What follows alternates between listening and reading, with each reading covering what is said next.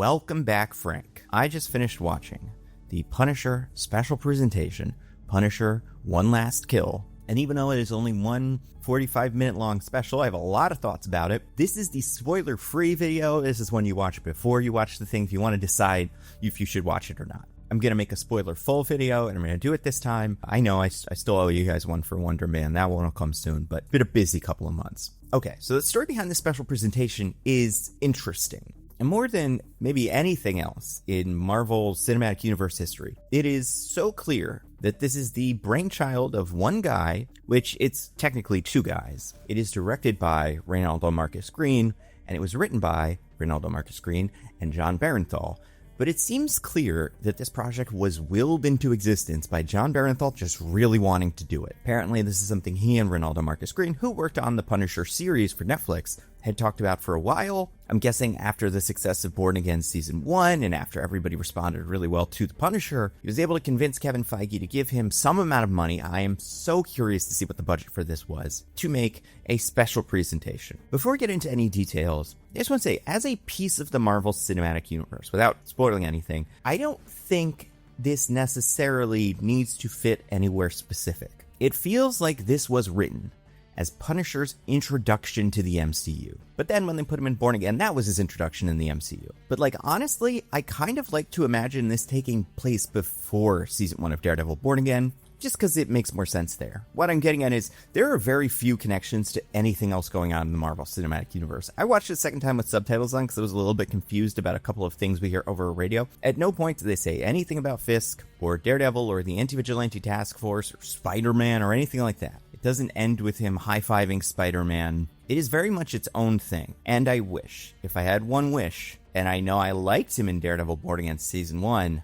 I wish this was the introduction of the Punisher, and it came out of nowhere.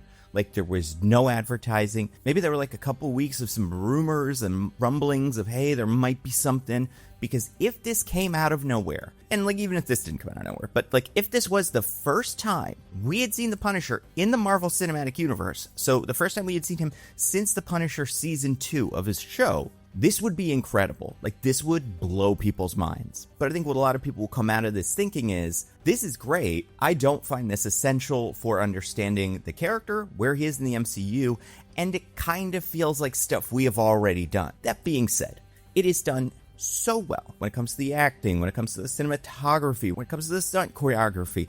Even if it was a little bit bad, right? If it didn't look perfect, or if Bernthal didn't seem like his heart was in it, you'd go, well, they shouldn't have done this. This is a mistake. Adding stuff to people's Marvel Cinematic Universe watch list is already an ask, and clearly, after phases 4 and 5, even though I think a lot of it is good, people felt overwhelmed by the amount of movies, but really more than that, the series that Marvel was producing. So putting a new one on people's plate, that does not matter, does not move Frank's plot forward very much, or the overall plot of the Marvel Cinematic Universe. The only way you could do it, in a way that wouldn't make everybody angry, is if it was really, really well done, and that's what I think this is. And that's why I think, A, I would recommend to anybody who likes this character to watch it, because it's awesome. B, I personally imagine it taking place before Daredevil Born Again Season 1. And obviously there's some things you have to be well, the costume changes, and then it goes back to that, and it's the Spider-Man movies, and yeah. But just spiritually, that's what it feels like this is. Again, I'm trying so hard not to spoil it. I will say, this version of Frank, Punisher, and I watched the first season of the show. I will be honest, I did not watch the second season of the Punisher show. But remembering Season 1 of the show, thinking about it now, and thinking about Frank's appearances in Born Again Season 1, this reestablished him as fully insane. Born Again Season 1, he's too severe, he's too extreme, but he's not out of his mind the same way that he is here. And I think this is why he will forever, until maybe sometime in the future, a long time in the future, he'll be the best Punisher. Because as cool as Thomas Jane was, and Ray Stevenson was also cool, to be fair, but I feel for a while, Thomas Jane was everybody's Punisher. And he was the one that everybody was oh, I wish there was more of him. And they made that short with him in the laundromat. I was oh, this could have been the movie, imagine. John Bernthal goes so far into making this character seem like a maniac that you realize, oh, this is the only way he can work. He can't be reasonable. He cannot have clarity. He can't think this through. Because if you do, the Punisher is a bad idea. Every superhero knows that. Captain America knows that. Spider-Man knows that. Daredevil knows that. And they always tell him, and he's like, I don't care. And you go like, why do I kind of sympathize with this character? Why do I feel for him?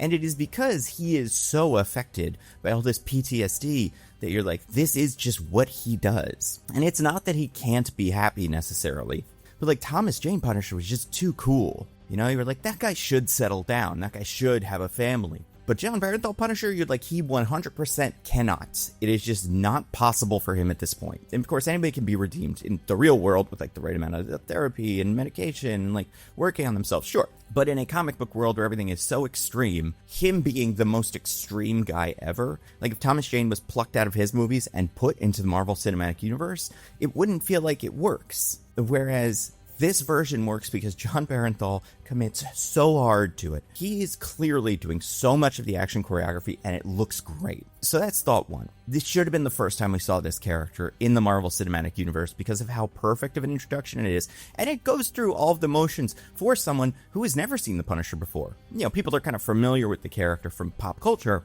but if you've not seen any of the Netflix era stuff, and you never saw Daredevil Born Again Season 1, this gives you very quickly, like, his backstory, what his problems are, why he's waging this war against crime, you know, how different people in the universe feel about him. So it really does function as a solid introduction to the Punisher. That's thought one. Thought two. Like I said, Ronaldo Marcus Green and John Bernthal wrote this, but realistically, this feels like it was written by the Punisher. Because when you get down to pretty much everything, the shot composition, the music, and the unbelievable amount of action, the unbelievable amount of chaos, this feels like the story Punisher would write. And I think that's interesting because one of the other ways I think you can think about the special presentation, besides just something that should have come before Daredevil Born Again Season 1, is this can have not even happened. Like, this can all take place in Frank's mind because of how much it is this kind of love letter to himself. And to be fair, it doesn't treat him like Superman or Captain America, where everybody on the street is like, Punisher, you're the coolest. But, like, this is clearly how he sees himself. And, like, the musical choices were the parts for me that was like, oh my god, yeah, this is what's going through his head at this moment, which is how, you know, a lot of media handles this. But also, because of the chaos that's happening in the streets at certain points, you're like, New York isn't like this. And even the circumstances that they describe, I'm still like, I don't know, this seems like a little much. And part of me is like, are we Beau is afraiding this? Is this New York through Frank Castle's eyes? And I think that, as a way to view this special, automatically makes it very interesting. And a lot of the things that don't quite work, like where this fits into the universe, like those things stop mattering when you realize this could all be in his head. And there are only a couple of characters in the Marvel Cinematic Universe that exist now that I would say could do something like this. Like, I don't think Spider-Man, you watch a Spider-Man movie and get to the end of it and go, you know, that might not have actually happened. That could just be in his head. You just imagine fighting Mysterio on the London Bridge, but it's like, that's not usually something Peter Parker Spider-Man does. But that is something Frank Castle does. But okay, those are first two thoughts. Should have been the introduction to this character. Feels like it was completely written by the Punisher. Third thought, this should have been a movie. Like 100%, it is 40 minutes long. I have no idea what the budget is. If I have to take a guess, and this is maybe on the high end, but they do put a lot of effort into A, really complex and well-executed fight choreography, and B, big scenes with a lot of extras, things like that, and wherever they shot it, I'm sure it's Vancouver or something. They probably got some exteriors in New York, but like, those are expensive. So like, let's say this cost $30 million. They 100% should have doubled that and just given it to these guys once they saw it and said, oh, we need you to reshoot this, add one or two action scenes, nothing as complex as what we get at the end, and just more dialogue, more character building. Hell, I would be okay, for the purposes of making this into a movie, with using some stuff from the other show. Like, not pretending it's part of this, but like if they wanted to reuse some of his memories or something like that, I would be okay with that. Just because, like, this looks great, and if this was released as a movie, this would be an enormous hit. Like, if this cost $70 million to make, there's no way it would make $200 million at the minimum. And these are the kind of movies Marvel needs to be making. They're not the only kind of movies Marvel needs to be making. I think very expensive Spider-Man movies with the Punisher in them, but also like a bunch of villains and probably the Hulk or whatever. Like, those are great. Those are fun. Those are a huge part of what make comics exciting, is anything can happen on the page. And obviously, those big, gigantic, actual team-ups like the Avengers movies, those are going to cost like hundreds and hundreds of millions of dollars. That's just how it works. Especially if like all the talent, and by talent I don't just mean actors, but like everybody is getting paid well. Because you want people to keep coming back for things like this. Which, God, I can't stop thinking about it. Like, rehire the visual development team. They're such an important part of this. And I'm sure they're going to do something where they'll now, like, contract the work out to them, like a lot of the other studios do. But, like, they seem to like that. They seem pretty loyal, and they were doing great work. And Marvel, you have the money. I know it's like, doesn't seem like it now because you're spending so much, but like, Doomsday's going to make a lot of money, and it will look especially silly that you got rid of these guys. Anyway, where was I? Oh, right. They 100% should have given him an extra $40 million and just let him produce a movie, because we need Marvel movies that cost less than $100 million. This was one of the things I talked about in my How Marvel Can Course Correct video. And a lot of those things that I said, they have kind of done. Not because I think they saw my video and decided to do them, but because I think they were the right moves. Canceling Armor Wars, like officially calling the Thunderbolts the new Avengers. And one of the things I suggested was making an under $70 million movie. And the one that I felt like would be the obvious one to do now would be Blade, because that's a movie they can't figure out how to get off the ground. It doesn't need to be $200 million.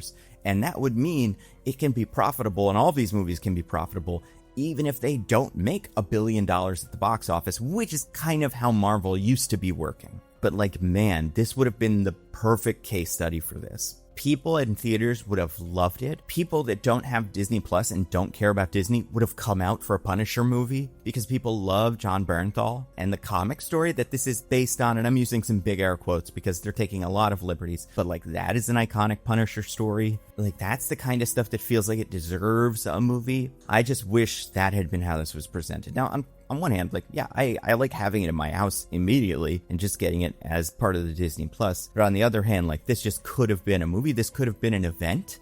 This could have been another big moment in Marvel's year, instead of what it feels like it will be, which is something that people look at and go, wow, that was actually pretty fun. That was cool, but forget about in a month or two. But if it was something that throughout the year, everybody had to keep remembering, like, oh yeah, that movie made like $300 million. That was one of the big hits of 2026. Completely different narrative. And also, this is something that John and Reynaldo and everybody that works on this movie, it deserves to be seen on a big screen and deserves to be a film. So those are my 3 big takeaways. Should take place before Daredevil Born Again Season 1. Might as well take place in the Punisher's head, and should have been a feature-length movie. And I think I've pretty much said everything else I like about it. I like the way Frank is written. I love the action choreography. I do think, like, for 40 minutes, they get a lot of stuff in. There's a lot of character work. There's a lot of, hey, what's going on with the Punisher? How does he feel about what's happening right now in the world? What are his problems? Why specifically now is he having so much trouble?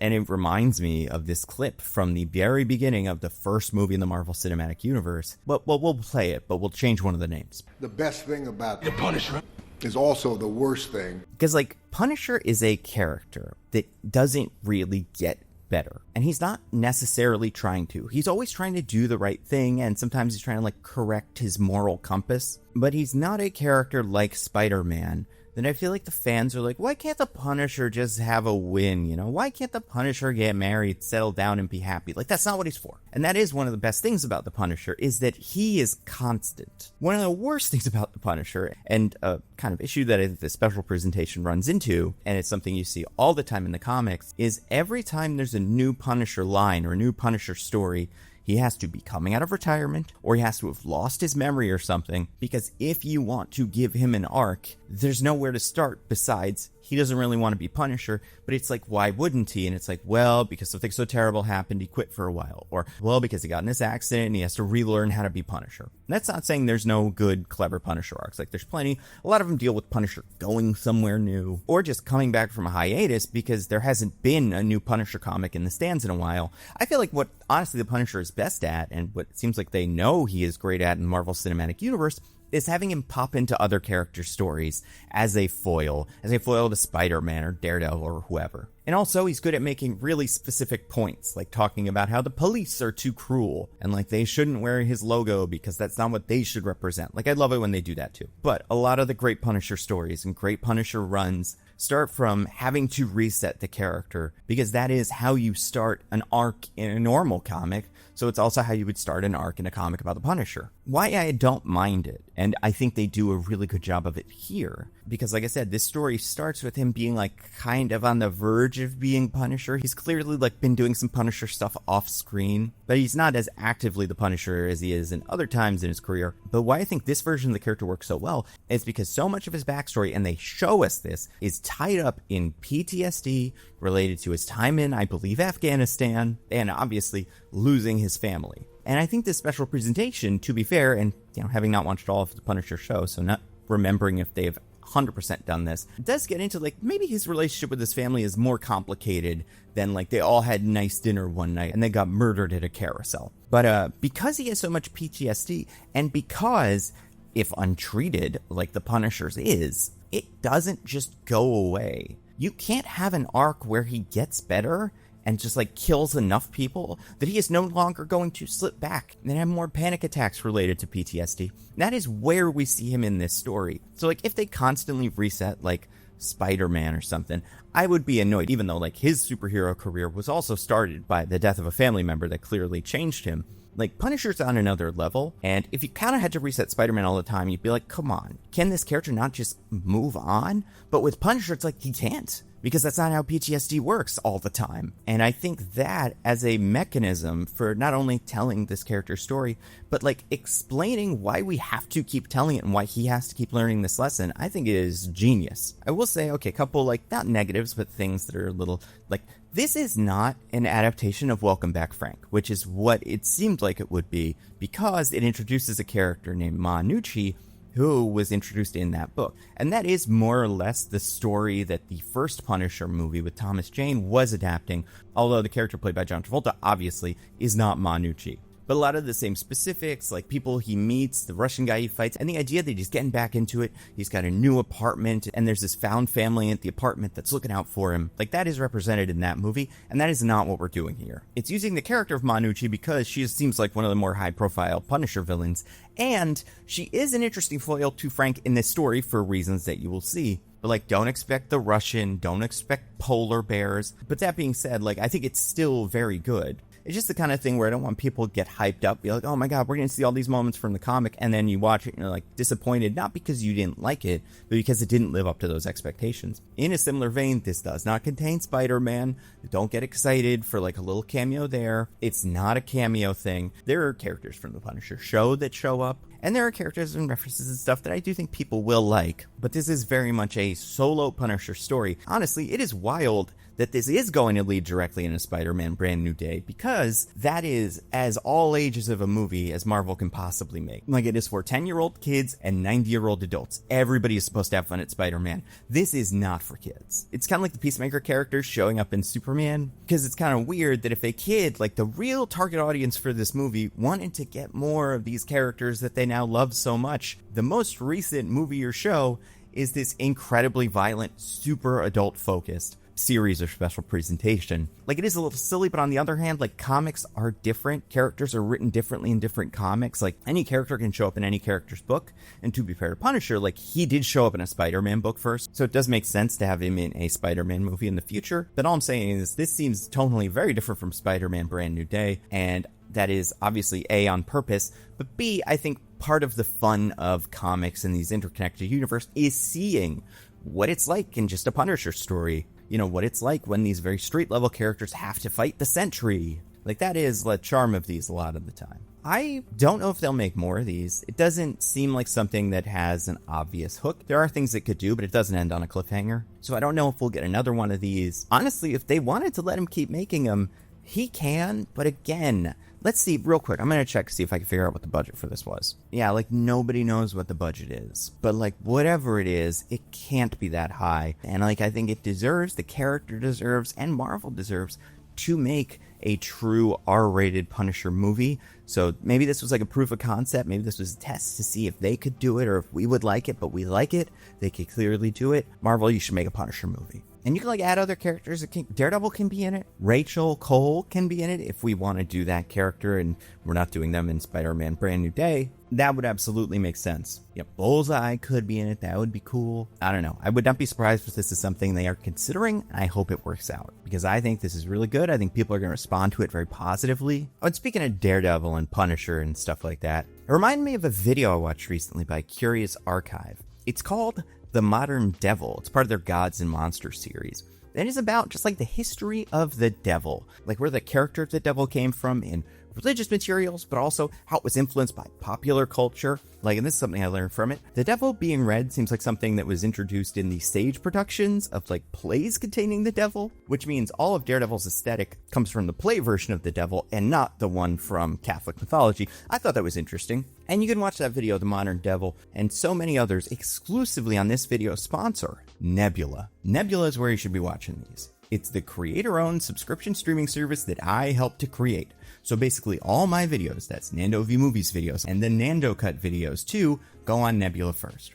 You can watch them without ads, you can download them to watch them offline. It is without a doubt the best way to watch my videos. And that's not all, because you got exclusive content on Nebula, like I said, like Tom Nichols videos. But that's not our only Tom. We also have Tom Scott, who's doing a series called England, where he goes to different counties in England and does an interesting thing, learns about an interesting industry. And in this week's episode, he drives a boat from his childhood that makes him so happy. It's the happiest I've seen a person in a very long time. And episodes of his series, England, go up on Nebula a week early. And Nebula is already a steal at $5 a month, or just $60 a year.